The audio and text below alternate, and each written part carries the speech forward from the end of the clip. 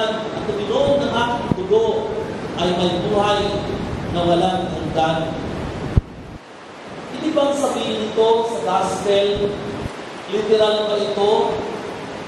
Ina-advocate ba ni Jesus na parang tulad ng mga hayop na kumakain ng tao?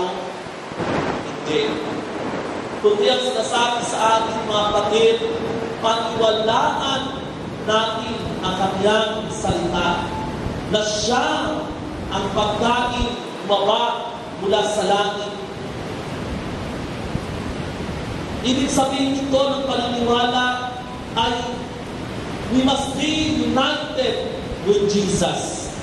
Makisa tayo sa plano ng Diyos. Mapuspos tayo ng kanyang kalwalatian, ng kanyang espiritu, ng paghahangad ng Diyos para sa katarungan to establish the kingdom of God. Ano po iyan? Peace, joy, at syempre katarungan at pag-ibig sa ating lahat.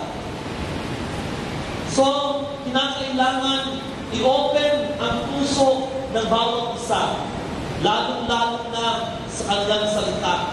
Gaya ng sinabi ng nakaraan, importante ang pagdiriwang natin ngayon kasi nakita natin ang mahalaga yung dalawang kumbaga nagayat sa pananamit